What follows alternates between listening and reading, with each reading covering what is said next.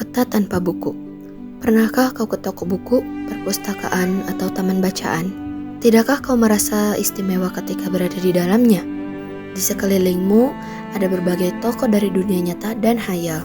Tempat yang pernah kau kunjungi dan yang belum, informasi dan cerita dari masa lalu, masa kini, dan masa depan, semua berpadu.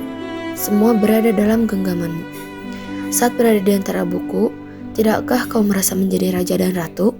Ruang dan waktu seolah menyatu tanpa batas.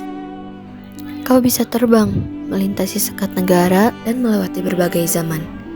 Kau bisa menyelam ke dalam samudra, melayang di angkasa, bercanda dengan satwa, dan berkelana di tengah padatnya kota, juga di rimba raya. Kau tahu, buku adalah jendela dunia, kunci pengetahuan, dan pintu wawasan. Muhammad Hatta, sang proklamator, berkata, "Aku rela dipenjara asalkan bersama buku, karena dengan buku aku bebas."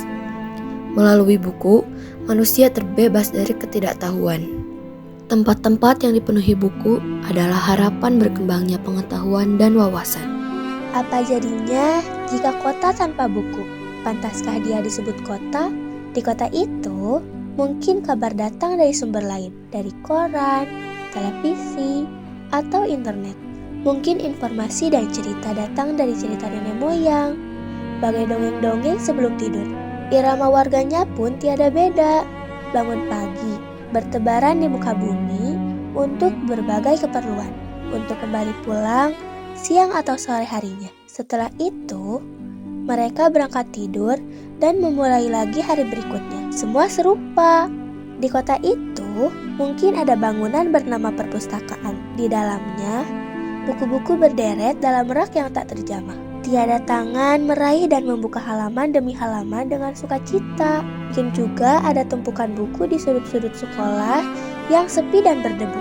Jarang dikunjungi, jarang dibaca. Buku-buku di sana teronggok tanpa nyawa. Bagaimana dengan kotamu?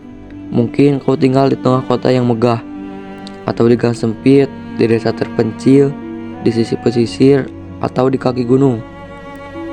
Adakah perpustakaan, taman bacaan, atau toko buku di dekat rumahmu? Jika ada, apakah tempat itu menjadi wadah berkumpulnya anak-anak dan warga, menjadi pusat berkembangnya wawasan dan pengetahuan, atau hanya menjadi pajangan? Maukah kau menjadi orang yang menghidupkannya? Kau bisa mengunjunginya dan mengajak teman-teman membaca dan berbagi cerita di sana.